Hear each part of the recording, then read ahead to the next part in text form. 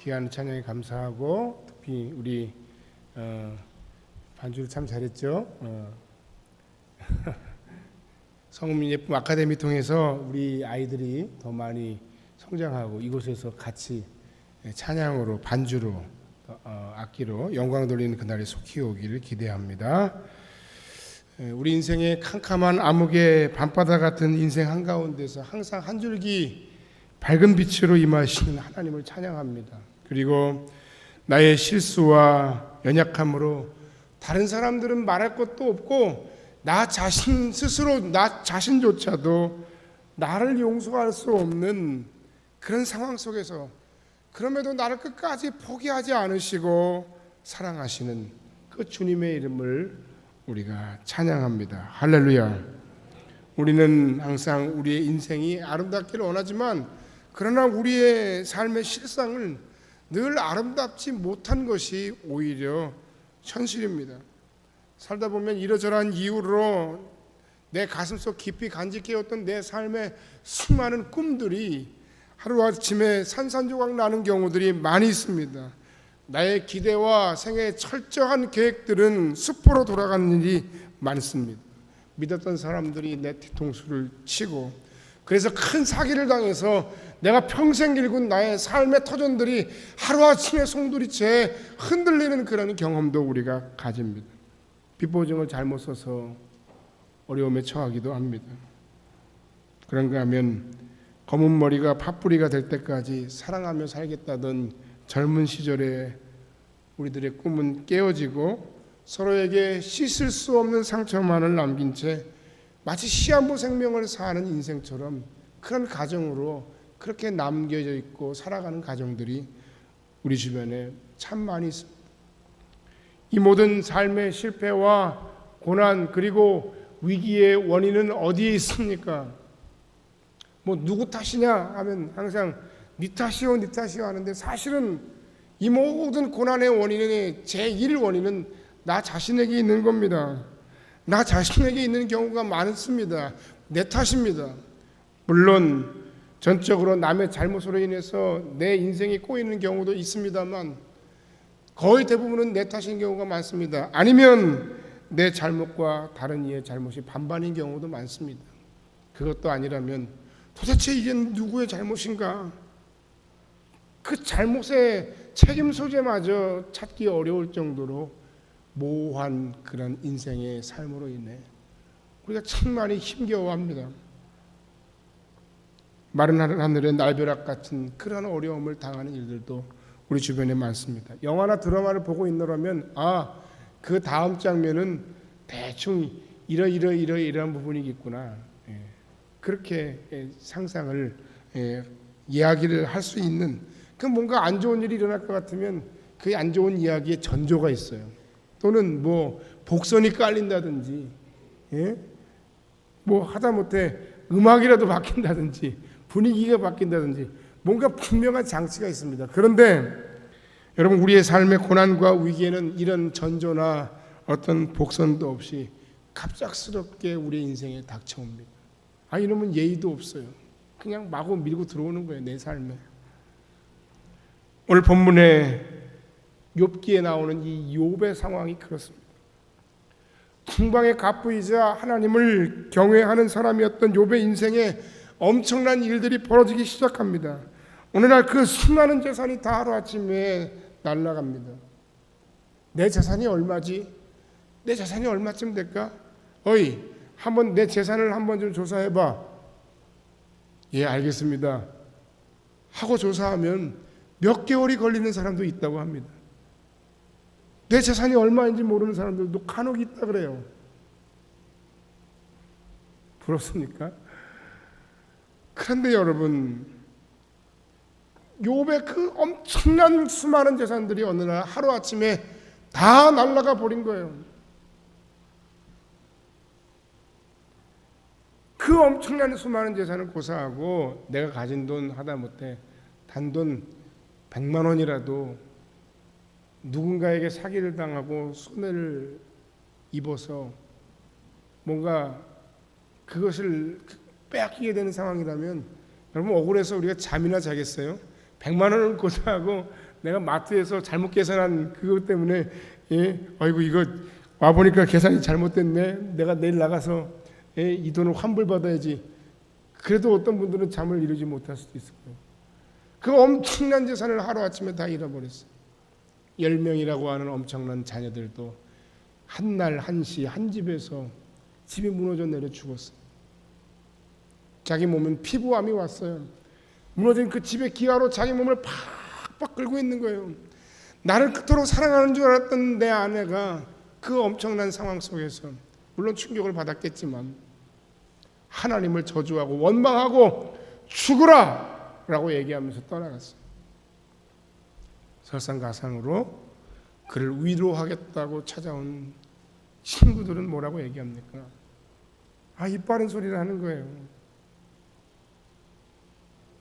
누가 그 원인이 듣고 싶대요? 내가 왜 뭐 때문에 이렇게 됐는지 그걸 그 사람들에게 듣기를 원합니까? 여러분 어려운 상황에 처해 있는데 누군가가 찾아와서 염장을 지르는 거예요. 내가 병에 걸리든지 혹은 수술받아 아픈데 와가지고 병원에 와가지고 그러는 거예요. 그러게 누가 그렇게 술을 많이 마시라 그랬어. 그러게 내가 좀 조심하라 그랬잖아. 이런 얘기하면 누구 약 올리는 겁니까? 그런데 욥의 친구들은 그 정도가 아니죠. 그냥 그것도 올바른 이야기를 하면 좋은데 제대로 된 이야기도 아닌 거예요. 하나님 앞에 네가 얼마나 무엇을 잘못했는지 한번 돌아보라는 이야기는 물론 할 수도 있겠습니다만 욥의 입장에서 보면 너무나도 억울하고 너무나도 원통해. 그렇지 않아도 힘들어 죽겠는데 이 친구들이 와서 오히려 욥의 마음 가운데 있는 화마저 일어나서 화병이 들어서 억울해서 분통이 터질 지경입니다. 이런 위기의 상황은 하나님에 대한 그의 믿음마저도 무너뜨리기에 충분한 상황입니다. 23장 1절로 3절 말씀에 보면 욥이 대답하여 이르되 오늘도 내가 반항하는 마음과 근심이 있나니 내가 받는 재앙이 탄식보다 무거움이라. 내가 어찌하면 하나님을 발견하고 그의 처소에 나아가랴. 여러분 이건 굉장히 깊은 고뇌예요. 아픔이에요. 삶이 정말 힘들어지고 어려워졌는데 내 주변에서는 다 그렇게 얘기하는 거예요. 하나님을 의지하세요. 하나님을 붙드세요. 나는 하나님의 은혜로 내가 살았습니다. 하지만 정작 어려움을 당한 나는 그 이야기가 들리지 않아요. 도대체 하나님은 어디 계시다는 거야? 도대체 왜 하나님은 내 기도에 응답을 하지 않으시는 거야? 내가 어려우니까, 내가 힘드니까, 내가 아프고 고통스러우니까.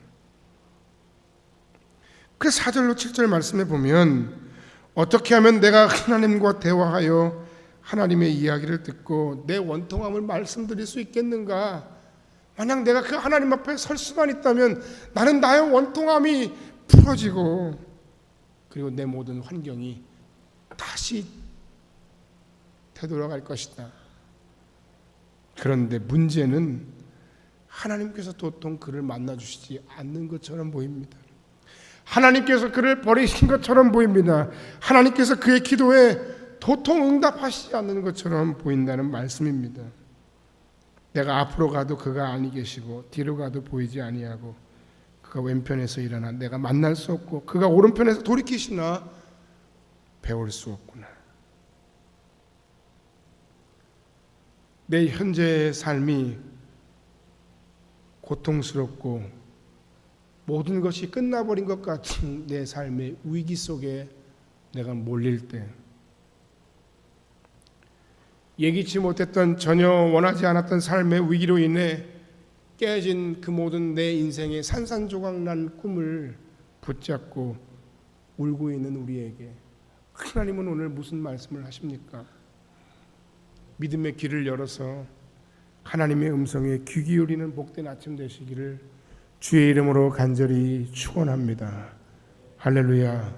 첫 번째, 위기는 나의 영적 변화의 도구라는 사실을 깨달아야 되겠습니다.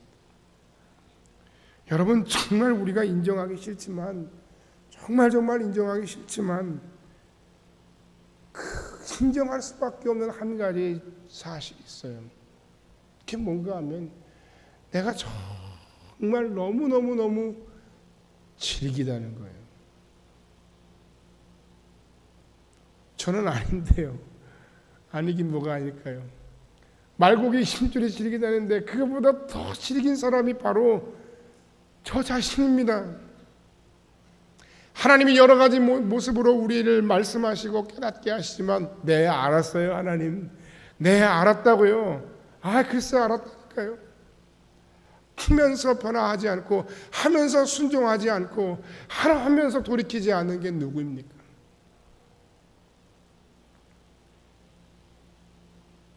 여러분이나 저처럼 찔긴 사람들이 또 있을까요? 글쎄 알았대도요. 하지만 결국 누구 맘대로 합니까? 내 맘대로 합니다. 여러분 하나님 뜻대로 하십니까? 아니죠. 그 하나님의 뜻이라는 것도 결국 내 생각과 맞을 때 내가 하나님 앞에 순종 한번 해드리죠 하고 하죠. 정말 하나님의 뜻과 내 뜻이 상충되면 그때도 여러분은 여러분의 생각을 꺾고 하나님 앞에 나아가 순종하십니까? 그러니까 정말 즐기디 즐긴 신앙, 정말 즐긴 인생이 누구냐 하면 바로 나인 거예요. 다른 사람이 아니라 나예요. 그러면 언제 우리가 하나님 앞에 나아가 엎드려 기도합니까? 그나마 내 인생에 어떤 위기가 감지되거나 아니면 진짜 어떤 급박한 일이 내가 생기면, 여러분 어려운 일 당하면 여러분 기도하지 말라 그래도 기도하게 돼 있어요. 제가 고등학교 때 제 친구가 고1 때 미술하는 친구였는데 재수를 하고 들어온 거예요. 근데 신앙이 없어요. 근데 그 친구가 저한테 그런 얘기를 하더라고요. 아주 껄렁껄렁한 친구였는데 지금 생각해보면 그러는 거예요. 내가 고등학교 시험에 떨어지고 재수를 했는데 재수를 할 때도 그렇게 공부를 안 했다는 거예요. 그 정작 딱 시험이 딱 닥치니까 자기도 모르게 하나님 앞에 자기가 기도했대요. 아이고 하나님 어떡해요.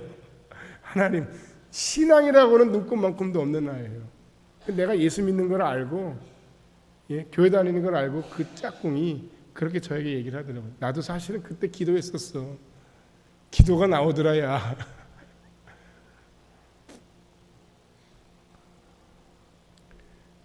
우리가 언제 기도합니까? 내 삶에 어떤 위기의 기운이 감지될 때 기도합니다.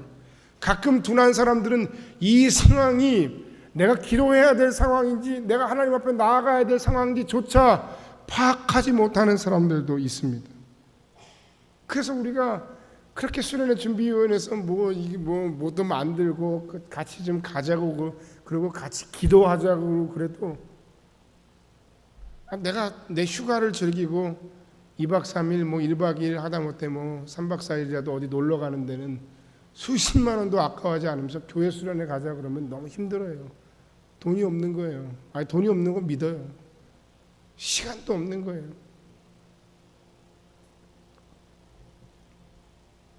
정작 내가 이 삶의 위기, 영적인 위기를 극복하고 돌파할 기회를 찾는 일에는 우리가 둔하다는 말이에요. 아무튼 인정하기 싫지만 그러나 인정할 수밖에 없는 사실. 나는 너무 즐긴 나는 그나마도 내 인생에 어떤 어려움과 고난과 위기가 닥치면 내가 하나님께 더 가까이 나아가고 믿음으로 엎드려 그나마도 기도하더라는 거예요. 하나님이라고 하는 그 바짓가랑이를 마치 야곱이 야복 강가에서 붙들고 놔주지 않았던 것처럼 그렇게 붙을 수밖에 없는 인생이 우리 인생이라는 거예요. 그러면서 조금 잘 되면 언제 그랬냐는 듯이 나 자신을 더 의지하고 나를 위한 일에 푹 빠져서 너무너무 바빠져요. 얼마나 바쁜지 몰라요. 어려울 땐 그렇게 안 하는데 잘 나가고 좀 뭔가 내가 해볼 수 있을 만한 상황이 됐다고 생각하면 우리 모두가 그런 인생을 삽니다.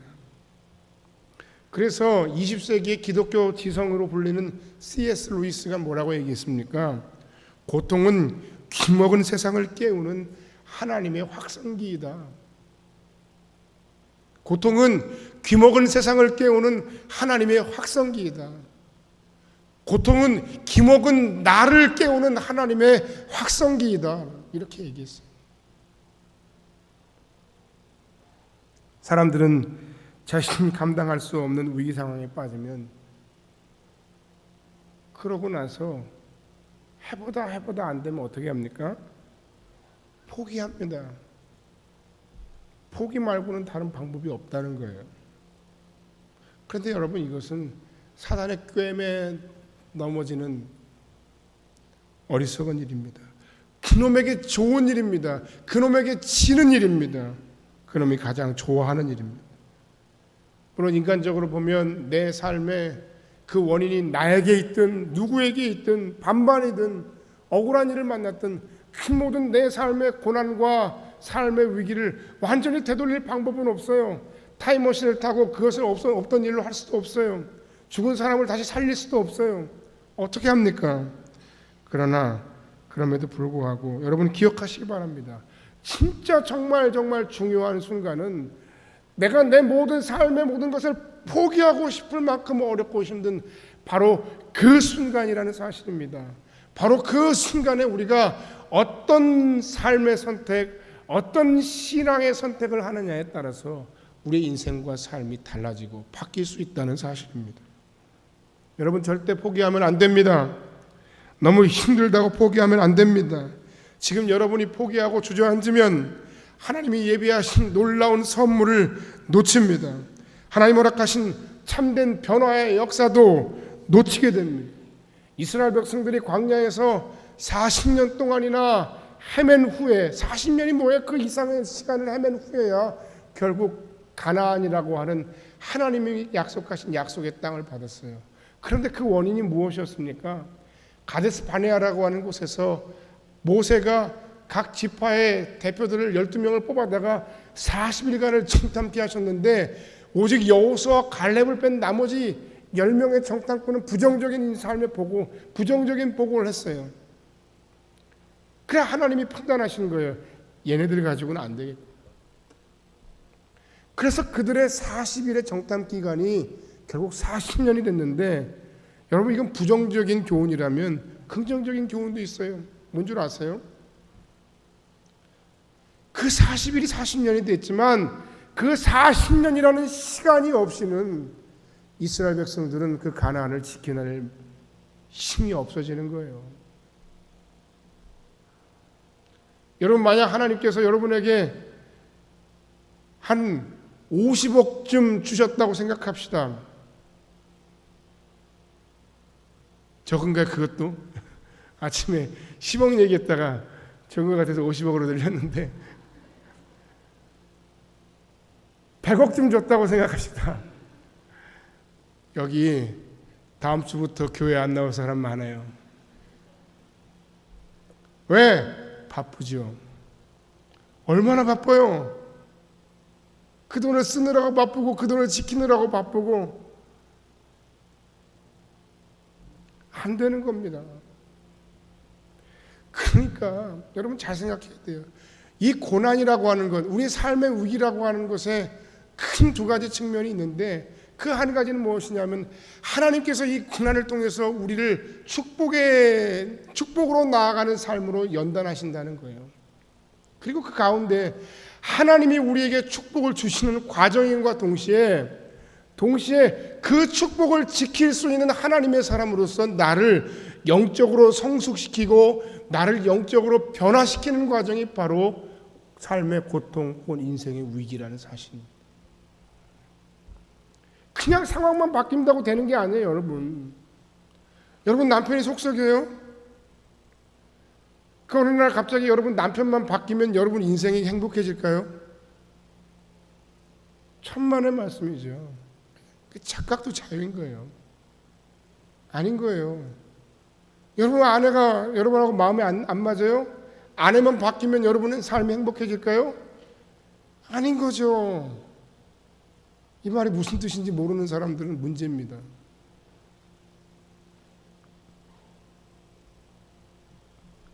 하나님 앞에서 우리가 그러므로 우리 앞에 당한 이 모든 인생의 위기와 고통을 나의 삶과 영혼을 포기하는 기회로 만들고 삼고 말 것이냐, 아니면 이런 우리의 삶의 위기와 고통을 하나님 안에서의 새로운 축복을 위한 영적 변화의 계기로 삼을 것이냐 하는 거예요.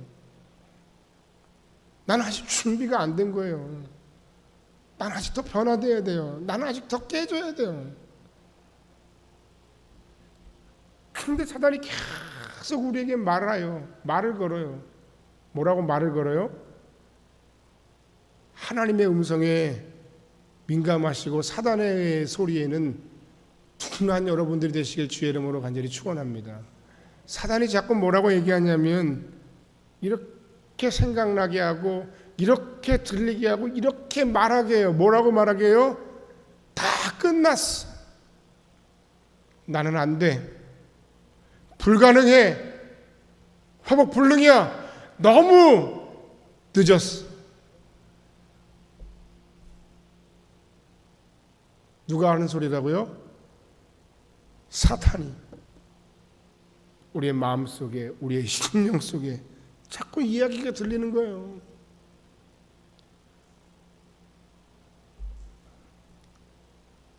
우리가 살면서 들어야 될 소리와 듣지 말아야 될 소리가 있어요. 얼마나 인생이 연약한지 무슨 얘기 한두 마디 들으면요 소화가 안 돼. 스트레스 받아서 어제도 하루 종일 저는 굉장히 힘들었어요. 여러 가지 일들이 많아가지고 밤새 저 혼자 씨름하는 거예요. 아주 저 혼자 밤새 영적인 전쟁을 치렀어요. 너무 힘든 시간들이었어요. 그런 들어야 할, 듣지 말아야 할 이야기에 우리가 자꾸 귀를 기울이고 뭔가에 자꾸 민감하게 되면 우리의 정신이, 우리의 마음이, 우리의 육체가 건강해지지 않아요. 저는 어제 그걸 확실하게 느꼈어요. 아, 이게 정말 스트레스라는 게 이렇게 무섭구나. 아, 정말 이게 이 마음을 우리가 어떻게 먹고 어떤 생각을 하고 어떤 소리를 듣느냐가 하는 것이 내 삶에 정말 중요한 일이구나. 성령은 뭐라고 말씀하십니까? 여러분의 인생과 삶의 위기 가운데 성령은 뭐라고 말씀하시죠? 아직 끝나지 않았어. 이제 새로운 시작이야. 하나님께서 너의 인생의 새로운 축복의 시대를 준비해 놓으셨어. 할렐루야. 이런 성령의 소리를 여러분의 마음과 입술로 날마다 선포하는 여러분들이 되시기를 주님의 이름으로 간절히 축원합니다. 고지가 바로 그 앞인데 내가 밤새도록 어디를 가려고 했는데 지금도 아마 지금 어떤지 모르겠는데 제가 한 10여 년 전쯤에 과거에 상가집을 찾아가는데 전라도 어느 지방이었던 것 같아요. 저녁 예배 끝나고 부지런히 갔는데 아무것도 안 보여요. 캄캄한 거예요. 지금은 어떤지 모르겠어요. 너무 캄캄한 거예요. 여기를 내가 찾으러 가긴 가는데 그 당시에는 내비도 없었어요. 내비게이션이라도 있으면 그거 찍고 가면 되는데 내비도 없었어요. 빙글빙글 그 주위를 계속해서 도는데 야, 이건 정말 환장하겠더라고요. 이러다가 뭐요? 밤새겠다. 사람도 없어. 편의점도 없어. 물어볼 데도 없어. 예? 밤은 캄캄해. 어떤 마음이 들어요? 야, 포기하고 싶은 마음이 들죠. 그러나 그 상태에서 그냥 돌아가 버리면 얼마나 안타깝습니까? 얼마나 어리석습니까? 5분만 더 가면 있는데 그 5분을 우리가 못 참는 거예요. 내가 이걸 지금 잘못 온 건가 잘 온 건가? 하나님은 우리의 인생에 이렇게 좋은 것들을 준비해 놓으셨습니다. 문제는 내게 주어진 이 모든 삶의 고난과 삶의 위기들을 하나님 앞에서 나를 변화시키기 위한 영적 변화의 기회로 삼을 것이냐, 나를 성숙시키기 위한 하나님의 축복의 기회로 만들 것이냐, 아니면 포기하고 말 것이냐, 거기에 달려있다는 사실입니다. 자넷 해그버그와 로버트 굴리라고 하는 분들이 더 깊은 믿음으로의 여행이라는 책에서 믿음의 6단계를 규정했습니다. 이게 100% 맞는다라고 얘기할 수는 없지만 여기서 이야기하는 이야기의 핵심적인 이야기가 있습니다. 1단계는 뭐냐면 하나님을 내가 진정으로 인식하는 단계예요. 그리스도를 처음 만나 그 은혜가 자신에게 얼마나 절실한가 그것을 깨닫고 주님과의 관계를 돈독히 하는 단계예요. 2단계는 제자 훈련의 단계예요. 그래서 하나님의 백성으로서 그리스도인으로서 살아가는 그런 방식들을 훈련하고 배우는 단계예요. 3단계는 활동하는 단계로서 내 주변에 있는 지체와 공동체를 위해서 뭔가 봉사하고 섬기기 시작하는 단계예요. 여기까지는 알겠죠? 여기까지 보통 우리가 아는 단계다. 그 이상은 없어요. 그런데 이 자넷 해그버그와 로버트 굴리에라는 분은 그게 아니다. 거기에 새로운 추가된 3가지 단계가 더 있는데 4단계는 내면으로의 여행이다. 하나님 앞에서 나의 삶의 연약함과 나의 삶의 본질을 깨닫고 하나님과 더 깊이 내면적으로 교제하고 대화하고 하나님과의 관계를 돈독히 하는 단계예요. 이 단계는 언제 오느냐, 언제 시작되느냐, 바로 내 인생의 위기 가운데 찾아온다는 거예요. 아까 제가 처음에 말씀드렸죠. 제가 언제 더 기도하겠습니까? 여러분이 언제 더 하나님 앞에 무릎으로 나아가십니까? 위기죠. 위기라고. 그 위기 가운데 내면으로의 여행의 단계가 시작되고 그 다음 5단계 외부로의 여행이라는 단계는 뭐냐면 아까도 앞에서 누군가를 위해 섬기는 섬김의 단계가 있었습니다만 그때의 섬김과 이때의 섬김, 지금의 섬김은 다르다는 거예요. 이 섬김은 자신을 향한 하나님의 깊고도 넓은 사랑을 깊이 깨닫고 인식하면서 그 어느 때보다 많이 느끼면서 자신이 어떤 상황과 어떤 감정과 어떤 처지에 있을지라도 하나님이 나와 함께 하시고 하나님이 늘 내 편이시고 나는 나 혼자가 아니라는 확신 가운데 사는 단계라는 거예요. 그래서 이제 어떤 흔들림도 없는 평안 속에서 하나님의 일을 감당하는 단계, 그것이 믿음의 6단계 중 5번째 단계. 그럼 6번째 단계는 뭐냐 하면 사랑으로 변화를 이끌어내는 단계. 내게 주어진 모든 상황과 사건, 심지어 나와 좋지 않은 모든 삶의 여건 속에서, 고난 속에서, 사람들과의 관계 속에서 그것이 비록 내게 부정적으로 다가오는 일들일지라도 그것이 나는 긍정적인 에너지로 바꾸고 하나님께 오히려 더 가까이 나가고 전진할 수 있는 삶의 동력을 얻는 단계. 그것이 믿음의 6단계라는 거예요.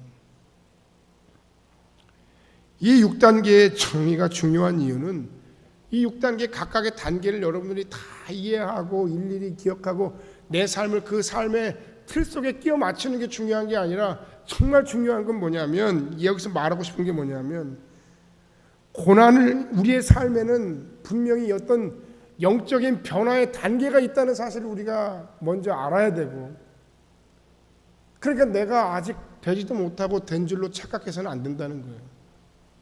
그 다음 중요한 것은 뭐냐면, 우리가 이 고난이라고 하는 것, 삶의 위기라는 것을 통하지 않고서는 절대로 내가 영적으로 변화할 수 없다는 사실, 절대로 내가 하나님과 더 가까워질 수 없다는 사실, 하나님께 친밀히 나아갈 수 없다는 사실을 우리가 알아야 된다는 거예요.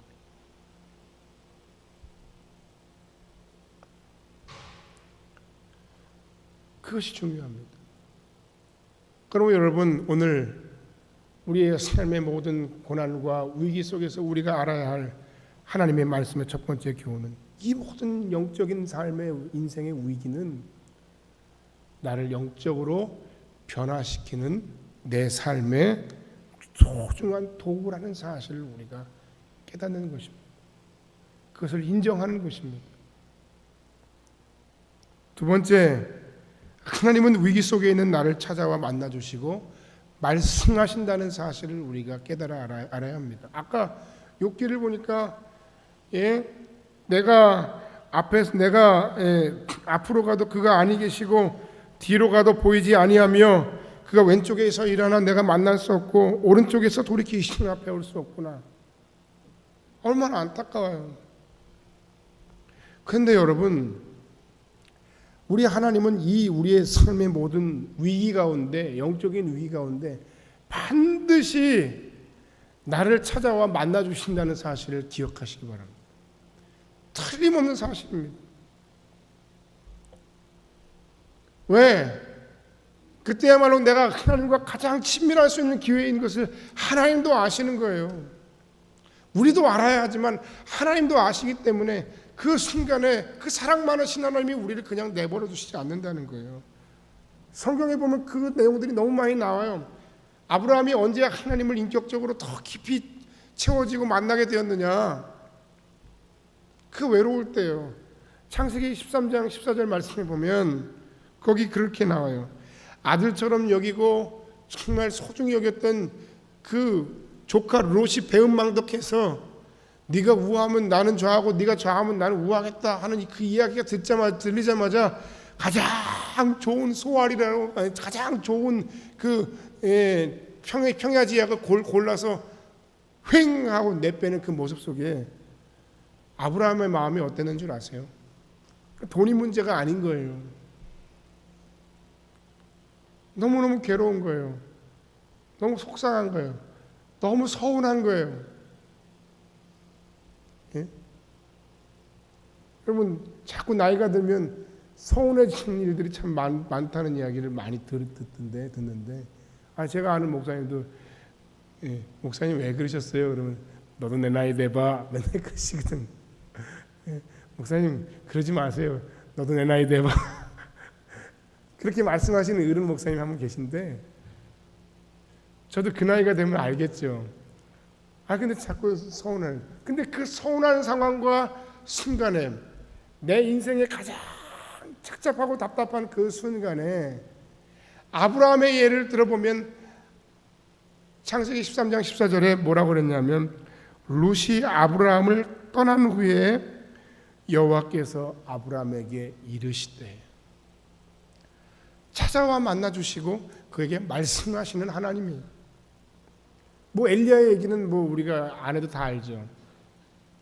로뎀나무 아래서 죽기를 구하는 그 엘리야를 찾아오셔서 어루만지시고 안아주시고 필요한 것들을 먹이시고 그리고 말씀하시는 하나님. 바울도 마찬가지예요.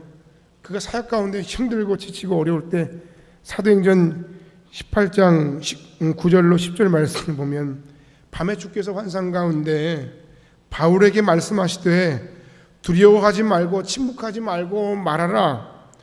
내가 너와 함께 있음에 어떤 사람도 너를 대적하여 해롭게 할 자가 없을 것이니 이는 이 성중에 내 백성이 많음이라 하시더라.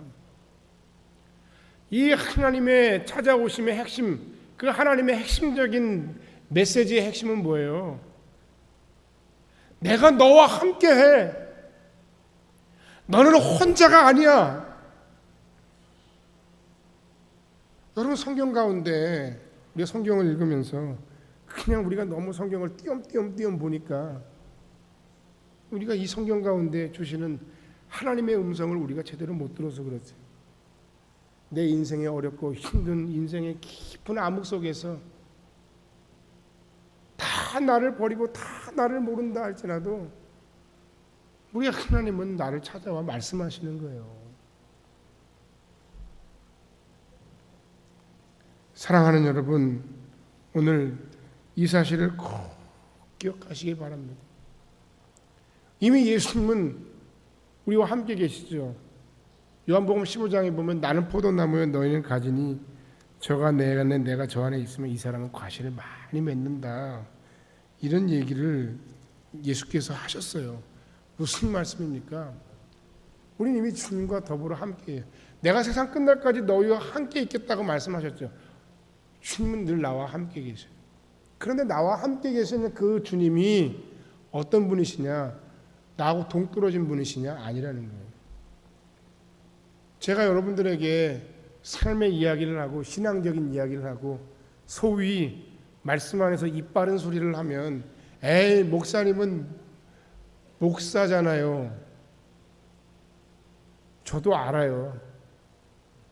그래서 때로는 간증자들을 부를 때 평신도들이 더 효과적이라는 것도 잘 알아요. 왜 여러분의 인생을 공감하고 여러분의 삶과 비슷한 분들이 이야기하면 그게 그렇구나 하는 경우가 많습니다. 근데 사실은 저도 사람이에요. 저도 여러분이 겪는 것과 비슷한 일들을 겪어요. 목사니까 내가 내 입장에서 어쩔 수 없이 말하는 부분도 있지만 다는 아니지만 제가 여러분을 이해하는 측면에서 공감하는 측면에서 말하는 부분도 참 많아요. 그런데 더 중요한 것은 뭐냐면 그 공감을 누가 해주시냐면 바로 우리 예수께서 해주신다는 말씀. 그분은 사랑하는 제자들에게 친구들에게 배반을 당하셨어요. 그분은 모욕도 당하셨어요. 그러면 그분은 빼앗겨 보셨어요. 배신감과 상실감을 누구보다 더 많이 아시고 체험하신 분이세요. 그분이 세상 끝날까지 여러분과 함께 계시겠다고 말씀하시고 순간순간 여러분의 인생의 삶을 붙들고 계시고 여러분이 가장 고독할 때 여러분이 그 주님을 찾고 주님 앞에 무릎 꿇고 여러분이 대화를 시도하고 주의 음성을 듣기를 원하면 주님은 말씀하신다는 거예요. 해보셨나요? 해보시긴 하셨나요? 안 해봤으면 말을 말아야 됩니다. 우리는 왜 하지 않죠? 내 삶의 위기와 고난 속에서 나를 찾아 만나주시는 그 주님을 만나는 복된 아침 되시기를 주의 이름으로 간절히 축원합니다. 시편 139편 7절로 12절 말씀에 보면 내가 주의 영을 떠나 어디로 가며 주의 앞에서 어디로 피하리까? 내가 하늘에 올라갈지라도 거기 계시며 수월에 내 자리를 펼지라도 거기 계시니이다. 내가 새벽 날개를 치며 바다 끝에 가서 거주할지라도 거기서도 주의 손이 나를 인도하시고 주의 오른손이 나를 붙드시리다. 내가 혹시 말하기를 흑암이 반드시 나를 덮고 나를 두른 빛은 밤이 되리라 할지라도 주에게서는 흑암이 숨기지 못하며 밤이 낮과 같이 비추이나니 주에게는 흑암과 빛이 같음이니이다. 할렐루야. 주로 이 말씀은 하나님의 무소부재하심 그걸 얘기할 때 많이 인용되는 말씀입니다만 여기서 생각할 두 가지 중요한 구절이 있어요. 하나는 뭐예요? 내가 수월에 내 자리를 펼지라도 하나님은 나와 함께 계시겠다는 거예요. 그러니까 그 수월이 어디냐?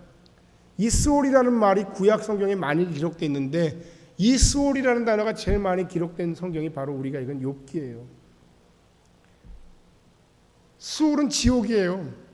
내가 지옥 안방자리에 앉아 있을지라도 주님은 거기 계신다고 말씀하셨어요. 욥기에서 수월을 말하고 있으면 무엇일까요? 욥이 그만큼 지옥의 고통과도 같은 엄청난 괴로움과 고난의 위기를 겪고 있었다는 이야기이기도 한 거예요.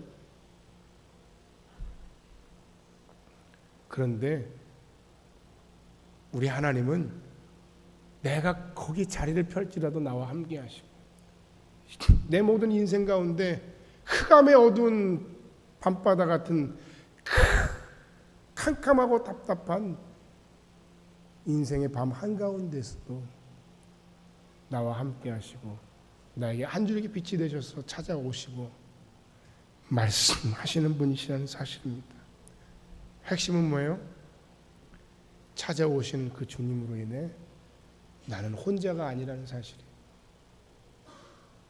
할렐루야.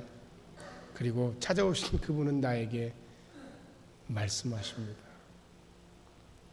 욥이 그토록 찾으려고 만나고 싶었고 또 많은 이야기를 하고 싶었던 그 하나님, 욥기 38장 이하에 보면 하나님은 그의 간구에 폭풍처럼 말씀하십니다. 그리고 그의 회개 후에 42장에 보면 그의 삶에 갑절의 복을 부으십니다. 그런데요, 진짜 복이 뭔 줄 아세요?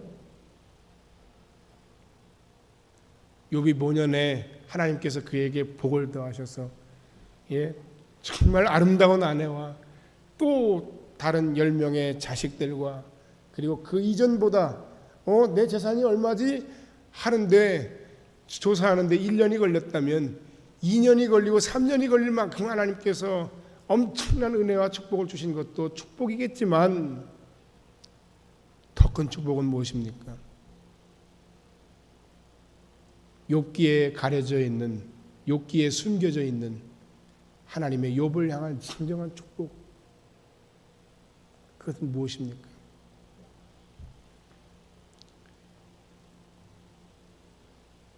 그는 동방의 갑부요 의인이요 하나님을 경외하는 자라 이야기했던 욥기 1장의 그 욥과 욥기 42장에 나오는 그 욥은 이제 다른 욥입니다. 하나님께서 그를 얼마나 귀하게 변화시키시고 성숙하게 하시고 훈련하게 하셨는가. 할렐루야. 내 모든 삶의 고난과 위기를 통해서 내가 얻어야 할 진정한 축복, 내 삶의 위기를 극복하고 돌파하고 내가 하나님 앞에서 내가 얻고자 하는 그것보다 더 많은 것을 성취하는 것도 중요하겠지만 그것보다 더 큰 하나님의 위대한 은혜와 복은 과거의 내가 아니라는 거예요. 과거의 내가 아니라는 거예요.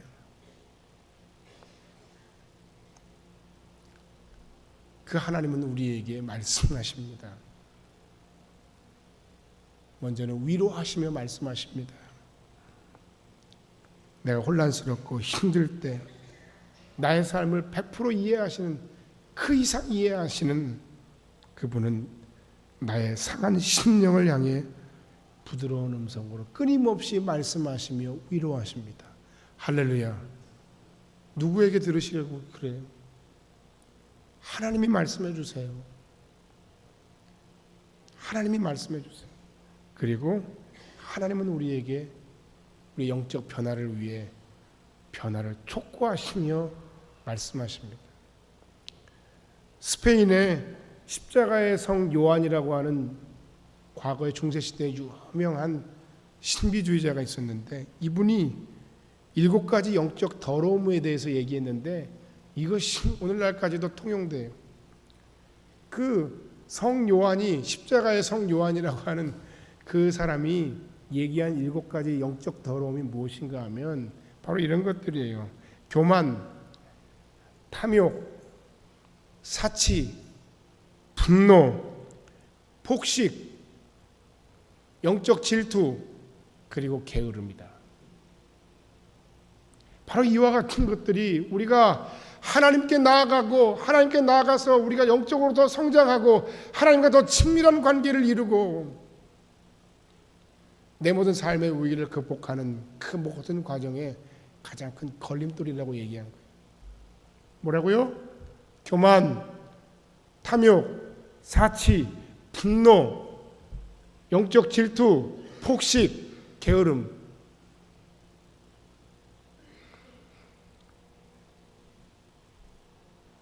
에베소 4장 22절로 24절 말씀에 보면 성경은 우리에게 권면합니다. 너희는 유혹의 욕심을 따라 썩어져가는 구습을 따르는 옛사람을 벗어버리고 오직 너희의 심령이 새롭게 되어 하나님을 따라 의와 진리의 거룩함으로 지으심을 받은 새 사람을 입으라.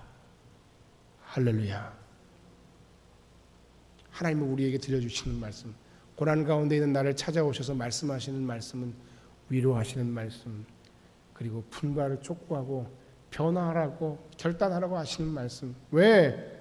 제가 말씀드렸죠. 너무 즐기기 때문입니다. 그리고 할 수 있다. 나는 주 안에서 할 수 있다 라고 말씀하시는 거예요. 내게 능력 주시는 자 안에서 내가 모든 것을 할 수 있느니라. 할렐루야. 여러분 위기 가운데 있습니까? 어떤 선택을 하시렵니까?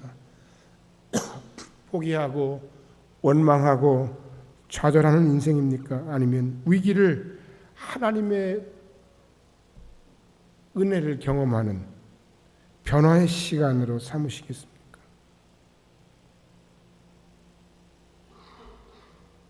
우리 삶의 영적인 위기의 본질을 깨닫고 변화를 선택하는 영적 변화를 경험하는 복된 여러분의 인생이 되시길 주의 이름으로 간절히 축원합니다. 그리고 나를 찾아와 다가와 말씀하시는 그 하나님의 말씀 앞에 이제 위로하시고 촉구하시고 힘을 주시는 말씀 앞에 온전히 위로받고 결단하고 변화되는 여러분의 복된 인생과 삶이 되시기를 주의 이름으로 간절히 축원합니다. 할렐루야. 기도합니다.